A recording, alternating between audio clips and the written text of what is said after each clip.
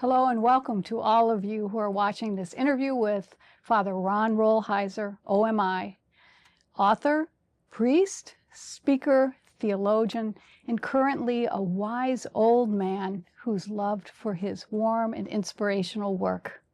I've had the privilege of getting to know Ron through my work as the director of the program he started in 2019 called Forest Dwelling Program Spirituality for Our Wisdom Years. And now, as I introduce Ron, one of my favorite things about him is that he always is ready with a good joke. So let's start with that. Well, since you've asked about it, a joke, and it's about aging, okay? This is my favorite joke about aging. So I tell a story about four older men. Mm-hmm. They're in a retirement home, and they're lamenting about their declining health. Mm-hmm. So the first man says, you know, it's terrible, I can't see anymore. 6 feet across the table, I can't recognize a face. Second man said, I can see, but I can't hear. He said, I've hearing aids the size of tennis balls, and I hear nothing, you know. The third man said, you know, I have osteoporosis, and I'm completely ossified. I can't turn a fraction to the right or to the left. The fourth man said, but thank God we can all still drive. I'm not sure that's a joke. But okay. Yeah, some of that humor that points to a deeper issue. And certainly giving up our independence is really a huge aspect of aging. And this, my experience is that having the spirituality of aging really primes us to go deep with these diminishments in our life.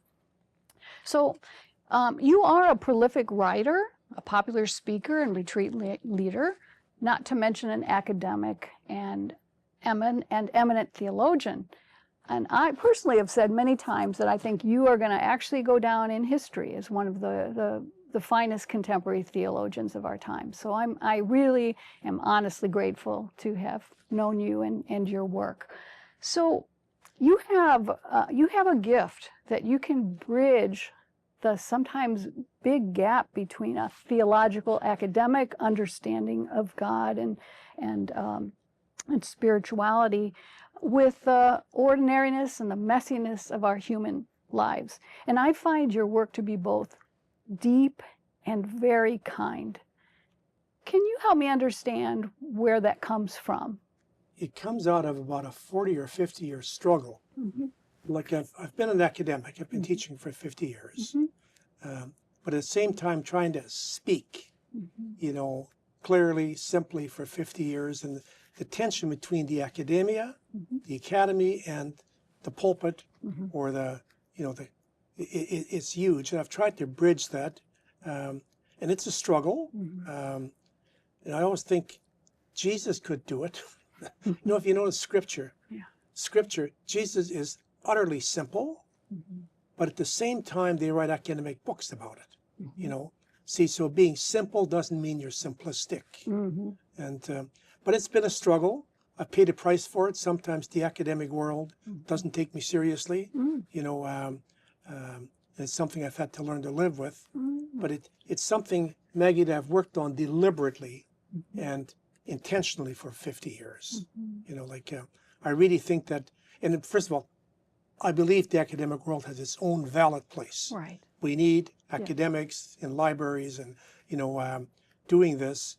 But, you know, a line we use with our spirituality program here, mm-hmm. we say like the difference between theology and spirituality is that theology is the rule, those are the rules of the game. Okay. But spirituality is the game. Mm-hmm. You know, like in soccer, you have rules, mm-hmm. and they're very important. Those mm-hmm. are the boundaries, but then it's not the game. Mm-hmm. Academics are very important. It lays out the rules of the game, mm-hmm. you know. Mm-hmm. But then the real task is, another task is, what is the game? How do you live discipleship? Mm-hmm. And in our case with this, how do you live discipleship in your last years? Mm-hmm. You know, when your generative years aren't the same, mm-hmm. you're aging, there's diminishment. How do you live that out? Mm-hmm. Yeah, that's really a beautiful way of acknowledging how your journey, while to the outsider can look like, wow, that's just been a fabulous run, to have made a choice, it sounds like, conscious choice to say, I'm going to be true to what is percolating in me. And what do you think, how are you inspired in that way? Because that's a calling in and of itself. Well, it's a calling, but it's also, I think, a natural aptitude. I think that, you know, like, we're called by God according to our gifts. Okay. And also, as Henri Nouwen would say, according to our wounds, too, you know. But, you know, like, I can do the academic thing. For instance, I wrote my doctoral thesis in philosophy, you know, on an abstract topic, you know. And I can do that, but that does not mean, you know, I taught systematic theology for 15 years and taught it well, but I always thought, no, my natural aptitude and talent is towards spirituality, towards the street, you know. Now, the academics is a wonderful foundation, you know. See, so if you're writing spirituality, you don't want to just be writing the 12 habits of successful people. No, you want to be coming out of the gospel. You want to have ground, solid ground to stand on. So look at my academic background as a kind of foundation. But the house is something different. So clearly you have an excellent grounding in the academic foundations of your work. You have a gift that's God-given. Also, when you said, Henri Nouwen says it also can come out of your wounds. Are there any particular wounds that you think really have informed your work? Yeah, you know, maybe more, maybe a little more personal than I want to talk about. No, but clearly, I think for everybody, let me talk about that theoretically. Okay. You know, I think God calls us according to our talents, but also according to how those talents are colored by our wounds. There's a lot of really talented people who maybe don't heal a lot of people, you know. Yes. See, so that, because, you know, if we're only flashing talents, oftentimes that's a way for jealousy and competition and everything else, you know. The wounds are what colors that and makes it deep. So I'll give you an example I used I just wrote an article on Henri Nouwen, and I used this example when, you know, when Princess Diana died, okay, and notice she hadn't done a whole lot, but at that time her funeral was the most popular watched thing in the entire world up until then, you know, and they called her the People's Princess. And her brother, who gave the eulogy, he nailed this partly. He said, you know, people might ask, like, why was my sister so popular? And the simplistic answer would be, well, she was a beautiful woman. He said, no. He said, a lot of women are beautiful and they're hated for it. He said, you know why she was popular? He said, she couldn't hide her weakness. She couldn't hide her weaknesses from the world. So she was this weak woman that people could identify with, you know. You know, if you were a psychiatrist or a confessor on a couch, I could name wounds for you. but they're real. Right. You know, they're not necessarily overt. Right. But, you know, it's you know, it's certain oversensitivities, you know. Okay, I'll name it theoretically. Freud said we're all neurotic. Right. And that's not bad. Neurotic means sensitivity, that you stew a lot in, you know. And the more sensitive you are, the more neurotic you are. So you're looking at a neurotic here. Okay. but that gives you the sensitivity to understand more, to reach out. Yeah, that's beautiful. That's beautiful. Thank you. And I think actually my background is as a clinical psychologist, and I do know that it's important to be choiceful about when you talk about our deepest personal wounds. But in general, as you say, earlier in life, I think we try to hide our wounds, right? And as we age, there is a growing ability to acknowledge and embrace the wounds, but with more compassion. And so it is that I think that probably is really critical in how you speak to people who are wounded. One of my favorite books is your book called Bruised and Wounded. Could you tell me a little bit about where that came from, the inspiration for that? Bruised and Wounded. It's a book on suicide. Yes. You know, understanding suicide. that is a long history in my life. When I was 14, carefree, trying to make the local baseball team, not thinking about much. Our nearest neighbor, people we were very close to, and this young man in his early 20s, athlete's body, nice man, he killed himself. He hung himself in a barn, And in my whole life, nothing has ever scarred me like that, including deaths of my people in my own family and so on. It's just I was 14, I was young. It was the first shock of death, but not just death, but suicide. And it really rocked me. And I really believe partly I'm a priest because of that. It changed my psyche in some ways. But I've always had the pressure inside of me to talk about suicide. And so I remember the first time I had to preach at homilies at people who died of suicide. I said, I want to talk about this. And found that there wasn't a lot out there. And so through the years, I've been writing a column for 40 years. And every year I do at least one or two on suicide. And eventually put those together, put stuff together into a book on suicide called Bruised and Wounded. And my operating theory on suicide is that it's a sickness. It's not a... In fact, today we don't like the expression committed suicide. And because the same as you don't say somebody committed a heart attack, or this guy committed cancer. They don't commit that. It takes them. Cancer takes you. A heart attack takes you. Suicide takes the person. They don't commit an act to do this, And, just through the years, that's one of the deep pains out there, and people are looking for any kind of help. That's such an important insight and ministry to people who, and through your books, they'll be touched. Many people will be touched by that.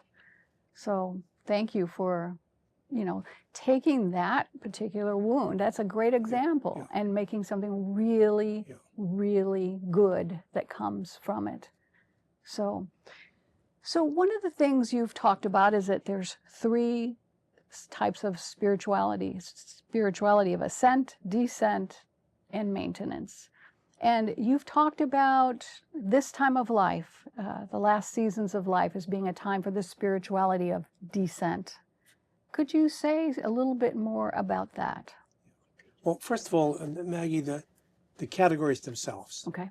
Ascent, descent, maintenance. Oftentimes, we don't make distinction, or people just mix them together. And for instance, you're a counselor and so on. Even psychologically, it's really important how you push somebody. So let's say the ascent, so it's spirituality. See, let's look at Jesus. There's so many things where we say try higher. Can you be a better person? Can you be forgiving? Can you be better than, can you have a bigger heart, a bigger mind, always push yourself upward, or even physically? How much are you exercising? How much can you, push yourself upward? Okay, that's important. That's one spirituality. But then the spirituality of the descent is more, both in psychology, where you work, and in spirituality, where you also work, but it's more to face your inner demons, to go into the desert, to go into Lent, the theology of ashes, can you go down? Can you go into the desert? Can you face the darkness? Can you face the dark corners? You're descending, okay? But then there's times in our lives, everybody's lives, when you can't do either, where you're just trying to get one foot in front of the other. I call that spirituality of maintenance. Sometimes, you may be working with a counselor. This person doesn't need to be pushed up or down. Can you get them walking steady? And after you get walking steady, you can decide up or down. See, so that I think it's important always, in spiritual direction, in our own lives or in counseling, to know in a time is this the time to push myself upward? Is this the time to push myself downward? Is this the time just to try to get steady on my feet? And so that.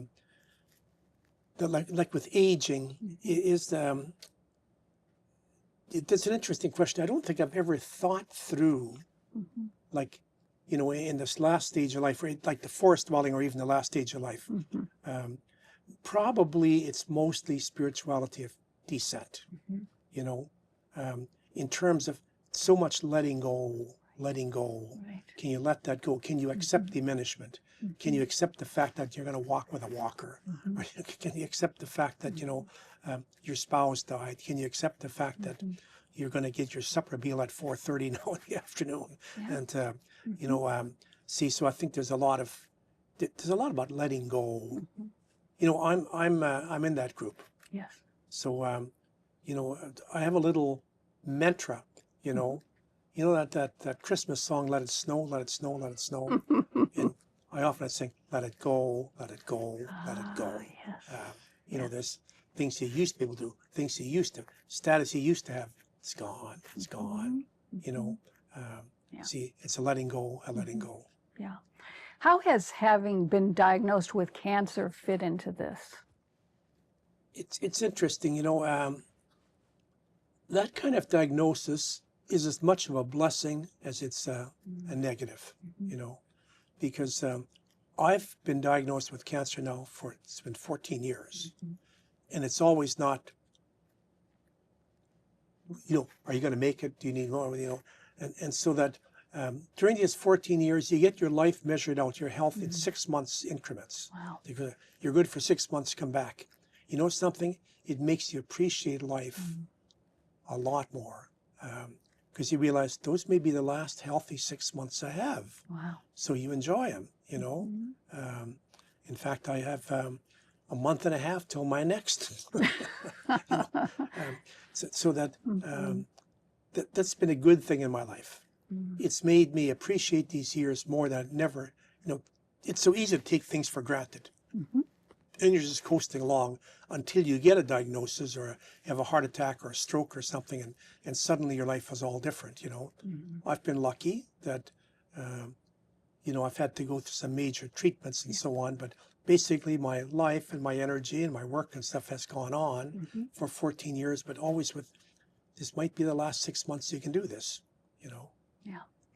Well, this is what is one of the greatest gifts of forest dwelling program, of really facing these issues like our diminishment and letting go, and mortality, which we not only live in a death-denying society, we live in a death-defying society. And one of the new trends is the people who are trying to make themselves immortal, either through technology or through supplements, et cetera, et cetera. Of course, it's the wealthy people who are trying to do that. But forest dwelling gives us the support to go through and to receive the gifts of this time. And you just talked really personally about the fact that there are gifts, there's blessings when we're consciously choosing to face our mortality, our diminishments, and you know, thank you for, you're a great role model for me, as a matter of fact. So thank you for that. It's interesting. Let me use a couple of things. You know, that he was a philosopher, Ivan Illich. Okay. And he used to say, you know, he said, I'm a Roman Catholic. He said, when I say the Hail Mary, and you know, you end the Hail Mary, Holy Mary, Mother of God, pray for us sinners, and now and at the hour of my death, amen. He said, I always say, pray for us sinners now, and don't let me miss the hour of my death. Amen. And you have a literature that, you know, like some literature right from the philosopher Heidegger through, like Ernst Becker wrote that famous book, The Denial of Death. And they say that, you know, our denial of death, you know, just, we pay a price for that. So this is an example. I don't know if I got this from Heidegger or from Becker, but say, imagine this. Imagine a close friend of yours is coming to visit you. Right. And you know you're never going to see them again, but you have 2 hours with them. Okay. Now he said, you know, what can happen there is 2 hours. If you're so conscious, and you're looking at your watch 2 hours out, you won't enjoy the visit. You know, if you say, it's only 2 hours, but it's 2 hours. Then you can thoroughly enjoy the visit. See, so by facing our mortality, it actually makes life richer. In fact, I experienced that. I didn't learn it from a book in my own cancer. Like, I was thinking, this may be your last 6 months of health. Enjoy them. you know, as opposed to taking them for granted, you know, or, you know, like I've only got 6 months left in. I think you get it from the analogy of you're eating this dinner for 2 hours and you're so conscious that it's the last time you're going to eat with them that you can't enjoy it.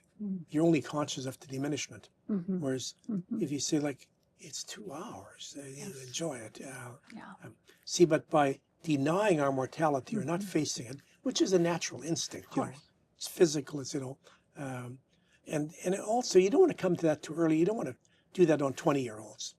You want to do it during forest dwelling. You know, there's early in your life, you should, you know, you're in the bloom of life, enjoy that. Yes, yes. I like Michael Meade, the storyteller and mythologist, says that this time of life is, well, the first part of life is the first adventure, the hero's adventure led by the ego.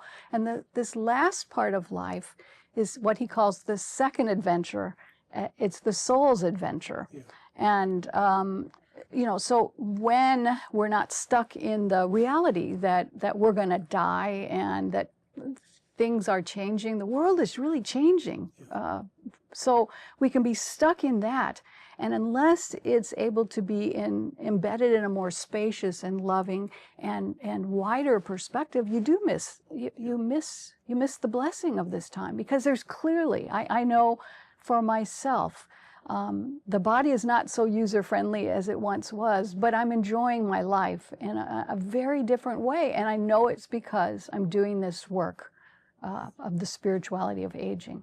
Yes, you know, Jane Goodall died. But they had an interview with her, and she was in her 90s, and she said, you know, I'm kind of excited about, she said, I can't wait. She said, this life has been an adventure. I'm sure there's another. She said, I can't wait for the next adventure. You know, what's going to happen after it? I said, I believe something's, you know, I want to, but she was excited about dying, you know. I thought, that's a wonderful witness. She says, I can't wait to see what's on the other side. I saw the same thing, and I had that same thought, that this is a person who's done their inner work. And I'm not sure I'm quite there yet, that I could genuinely be excited about that, but I'm also not 90 either. So one of the things I've noticed is that we, in the forest dwelling program, we have people basically ranging from their 50s to their 80s. So it's almost like we have kind of two sets of people, the 50, 60, 70-year-olds who are still pretty healthy and vital. They, you know, they approach this work and it informs how they're living their life. And then there's the 80-year-olds who are there. Many times they have either health issues or, you know, significant things that are happening. And you know, and so it hits them differently. It hits us where we're at. And I really like to share a poem from one of our members, Pat Timpanaro. She's one of the people who entered in her 80s. Recently,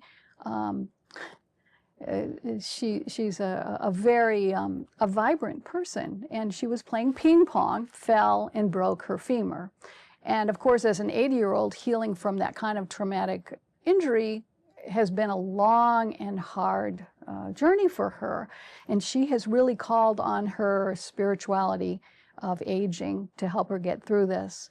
So I want to share this because I think this really illustrates how there's this natural movement when you're doing this work from the ego and its preoccupations with how we look and how we're doing and, you know, trying harder and all that good stuff into that soul work. So she entitled this poem, Fall Risk. My cane shows the world who I am.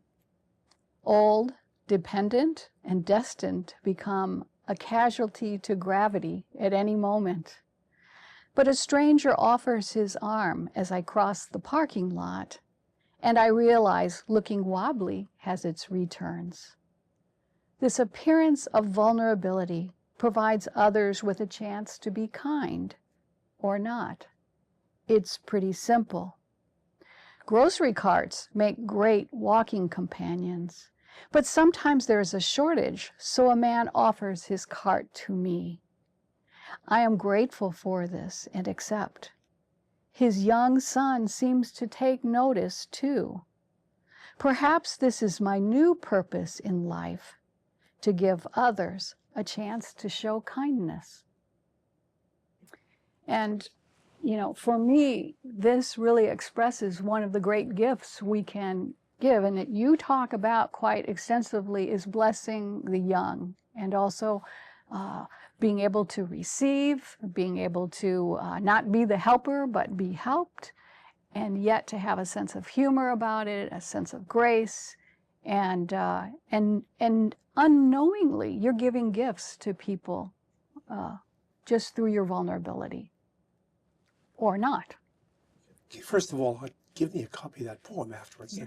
That's Great. very well done. Not just as in depth, it's written well as a poem. It You know, is. the good use of language and so on. Mm-hmm. The question of blessing, you know, we do a lot, as you know, we do a lot with that Yes. during forest dwelling, because let me contextualize it. You know, when I wrote the book Sacred Fire, Mm-hmm. which is a book about, this is the spirituality for your generative years. Mm-hmm. And I give all the invitations from Jesus, and then I thought, the penultimate one is to carry tension for young people. Mm-hmm. But it's not the ultimate one. Mm-hmm. The ultimate challenge invitation is to bless others. Mm-hmm. I put that's the last draft of the book. That's, you know, it's you know, I have metaphorical expressions for it. It's also what I call bringing God's smile to the world, Mm-hmm. but especially bringing God's smile to the young. Mm-hmm. And you know, you see that archetypally, that's the most powerful expression of grandparents. Mm-hmm. And grandparents, they all get this, you know. A grandparent, you know, teasing a young kid and making the kid smile and so on. That's an image of God in us, you know. And anthropologists tell us this. They say that the purest experience of love in this life Mm-hmm. is not the love between, you know, in romantic love, or even the love of a spouse or your own kids, because there's tension there. The purest love is grandparents with grandkids, and all grandparents agree with that too. See, it's purity. You know, a grandparent beaming at a little kid, that is God looking at the world saying, it's good, it's very good. This is my beloved child in whom I am well pleased, you know. Richard Rohr says, there isn't a single thing you can do to make God love you less for 1 second. And this is, you know, a little kid, can it do something that makes the grandparent love it less? The grandparent's perspective, you know, so that as you know, one of the things we really try to, you know, I don't know if the word teach, but incarnate or somehow give to it, is that as you get into those years, bless others, especially the young, you know, bring God's smile to the world, you know, and see that's also, this sounds far-fetched, but it isn't when I read that, that's also the ultimate expression of your sexuality. You know, sexuality is developmental, so that initially, you know, like, you know, the drive for sex, but then to have kids, and, you know, I mean, to have intimacy and to have kids, those are very important stages. But the ultimate thing, the ultimate expression, I say in my book, is of sexuality is not a couple making love under perfect light and so on. It's a grandparent beaming at a grandchild. So, this is good. This is good. You know, it's not good to be alone. You know, and but that's really the ultimate expression of the vocation of an elder. You know, you're meant to bring wisdom. You know, wise figure, be a Magus or be a Sophia, to bring wisdom. But ultimately, you're supposed to bring God's smile to the world. You're supposed to bring God's, you know, it's good. Life is good. It's very good, especially to the young. Bless the energy of the young. Yes. I forget who said it, but there's a quote, something like, behold God smiling, behold God beholding you and smiling. I forget who said that. I don't know if you remember. Yeah, but that's beautiful. And we can do that regardless of whether we have children, grandchildren. I have found that just taking a moment and paying a compliment to a stranger, a young person, like the new trend to have the jewelry in your nose and ears and everywhere. And the other day I saw a young woman, and she was very decorated, and I just said, you know, you wear that really well. And I was serious about it, even though it's not something I would decorate myself with, but she beamed. And so I think these kindnesses can make a huge difference. Like one further thing on the blessing thing, Yeah. you know, it sounds weird, but it isn't, and you just expressed it with it. They say you need to do it across genders, but it's really powerful when women bless younger women, men bless younger men. Yeah. It's important, you know, the other way around. But for instance, like there's so much literature about men who haven't been blessed by their fathers, been blessed by their mothers. That's helpful, but they haven't been blessed by their fathers, and that leaves a deep wound. Or women haven't been blessed by their mothers. You know, the example you used. Notice it was a young woman. It would have meant something if you said that to a young man. Yeah. But I think it meant more to her. It's coming from an elder, Sophia. You know, you're Sophia, and it means more. And it's also harder to do because older women are threatened by younger women. Older men are threatened by younger men. You know, and so it's harder to do. But it's really important that you have to bless across genders, but that you really bless those. You know, men bless boys, women bless young women.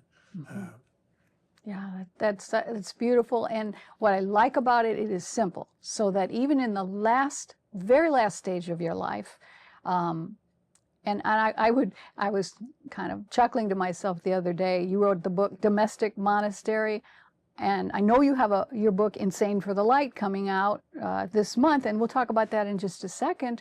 But I think another great title would be Nursing Home Monastery. You know, because there's going to come a time when I'm pretty vital right now, but maybe there'll come a time when I'm that person laying in the bed, can't do much, but I keep thinking the value of a smile, the value of noticing someone and blessing that person just by noticing and seeing their beauty beyond all of the junk that we heap on. So, but wouldn't that be a great book? Nursing Home Monastery. I need to think about it. Okay. Yes. Anyway, so Insane for the Light is the third of your trilogy, from The Holy Longing, Sacred Fire, and now Insane for the Light. Would you like to say a few words about that? Okay. Well, first of all, let me contextualize it. You know, I've written a lot of books, but three that make a spirituality. You know, so my book, The Holy Longing, which is far and away my most popular book, but that's a book simply put, how do you get your life together? What are the basics, the ABCs, the 101 spirituality for Christians? You know, how do you get your life together? See, then Sacred Fire is the second one of the trilogy. How do you give your life away?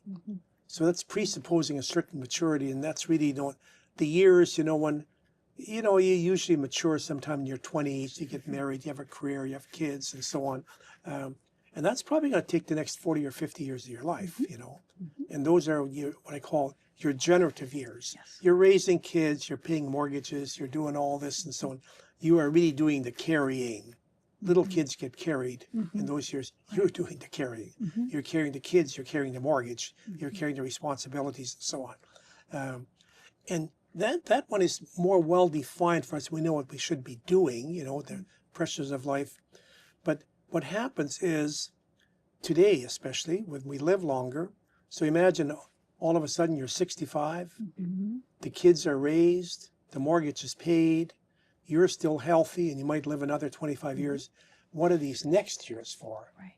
They're not for raising kids and paying mortgages and so on, you know, and that's Insane for the Light. That is, how do you give your death away? How do you age in such a way that up until then, your life has been your great gift. Now you're dying, and your final years, which are years of diminishment, they become your great gift. So that's the spirituality of this last book, which takes in a lot of the stuff we basically did in Forest Dwelling. So there is a chapter in on blessing. There's going to be a chapter, on, diminishment. How do you give this thing up, and so on. And also some of the how you do it. It's not that easy to do. It's James Tillman always says, it's not easy to let go of the throne or the drive that took you there. Oh, yeah. Right. I respect the normal, powerful human instincts, which are healthy. Freud used to say, you understand something when you see it broken. See, clinical depression is when that's broken. Right. So a clinical depression, they don't care, I die or whatever, right. See, that's not healthy. Right. So that's that tension. You got to be healthy. You got to be firing in all your cylinders. And yet now you have to proactively work at, how do I let go? How do I let go? How do I step off this planet? How do I step off, for instance, I've had a lot of, personally, I've had a lot of responsibility in my life. So, I was provincial of the Oblates in Western Canada.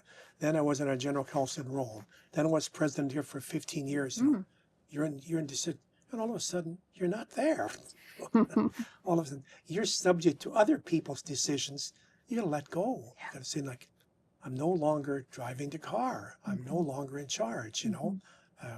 The joke I told you about letting go of your driver's license, we can all still drive. It's incidentally, isn't that one of the hardest things to do for people, to let go of their driver's license? Because we find that with retirement of a priest, the hardest thing is to wrestle. I know with parents and grandparents, to wrestle their driver's license away from them, because that is a major diminishment, a major letting go. So I know my sister was the one who basically told my mom, we're taking your driver's license. I'm just curious, who does that when you're in a community? It's either the provincial who has the superior to community do that, but it's tough. And, sometimes what we've done, we've had somebody in their family, come in and do the deed because there's, the Oblates, they don't know me and so on. So that we oftentimes we'll get some outside help. We'll get somebody from the family come in and say, Jack, it's time. It's time. You gotta let this thing go. And sometimes they take it easier from a family member than they take it from a community member. Interesting. Yeah, we always joke with my sister saying, you're the one who took it away from mom. And but clearly it was a blessing to do that, because it can be deadly. So great. In 2018, you had an experience when you were asked to give a talk, I forget at which university, about aging. And that stirred something in you, which resulted in the forest dwelling program. Could you tell me a little bit about the genesis of the program? Yes. I remember there was an institute on aging in Our Lady of the Lake. They asked me to give a talk, and I had taught world religions, and had taught Hinduism, and this thing, what they call forest dwelling, which is a stage. I'll get to that in a few minutes and so on. And then I realized, actually giving that talk, or trying to, we're missing something in Christianity. We're missing something. And there's a good reason why we're missing it. So quite simply this, see, in Christian spirituality, up until now, with the exception of Jesus and some of the mystics and so on, you see, this is in Jesus and so on. It's kind of, this is the way you mature, and this is the way you give your life away, and then you die. And that used to work.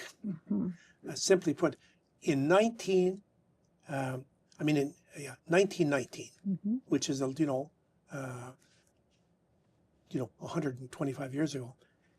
Get this, the average age in the United States was 49. Wow. So if you're dying there, you don't need a spirituality for aging or moving towards, so we didn't have that stage. It's kind of you had formerly, when Christianity first came out of the catacombs, the ideal way to die was to die a martyr, but then when they stopped killing Christians, then they had another thing that you were supposed to those years, you're supposed to go to a monastery. So it's very common, a couple would raise kids, and then when the grandkids come, she would go to a convent, he would retire to a monastery. That was kind of their way of forest dwelling and becoming a holy old beggar.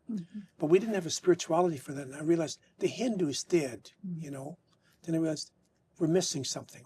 Because today, okay, they used to die at 49 or 50.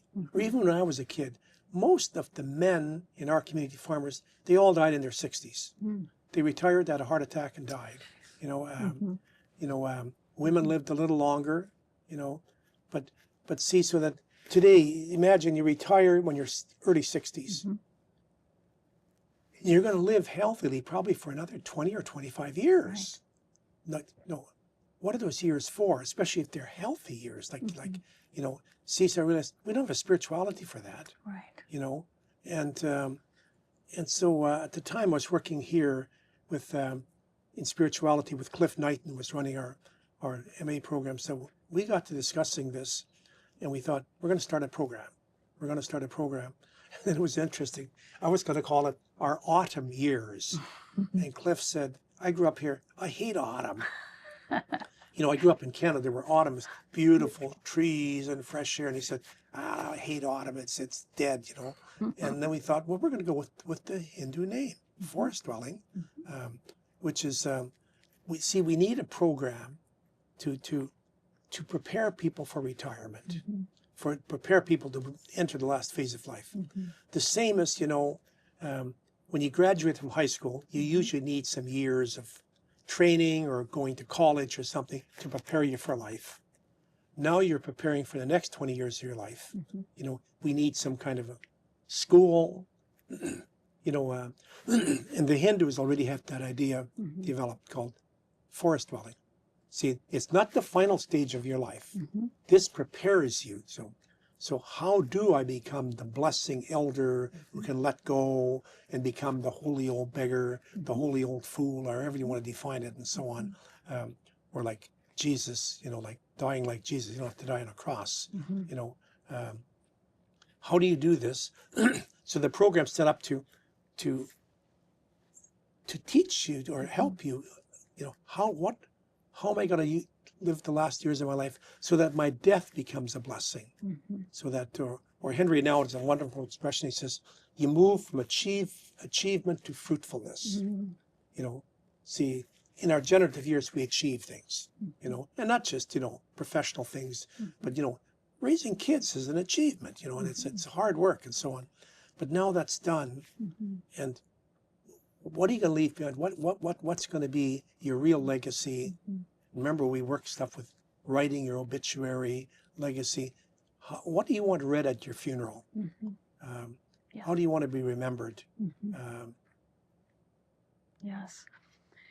So can you tell me why you didn't end up as an academic program with a degree as opposed to the certificate program? It's a 2-year program. It's ecumenical in nature. We have elder circles that people journey through those 2 years in, as well as the academic component. So, you know, it really hits in both ways. It's not just a retreat, and it's not just academic, and it's over 2 years. It's not just one and done. Why? And I know that Cecilia von Bertrap, who's a spiritual director,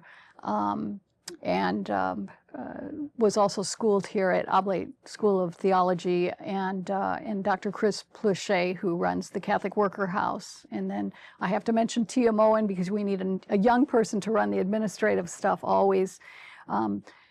You assembled them as a team, and so why did it end up then in the form that it's in? Yes, the reason it ended up in the form it's in, that's deliberate, and I think it's very important. Had we made that an academic program, first of all, I think it would limit a lot who takes it. You know, it would be more expensive, but that's not the main reason. The main reason, then it becomes goal-oriented again. I'm going to get another degree. You know, it's an achievement thing that you're going to, you know, see. It's not goal-oriented. There's no pragmatism to this.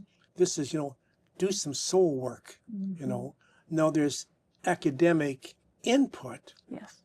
But But notice how different that would be if this is a degree you can get, and then people take it so they can teach it or whatever. Then there's always a pragmatic aim to it. Yes. You know, when you say, no, this is just for you. There's no pragmatism to this and so on.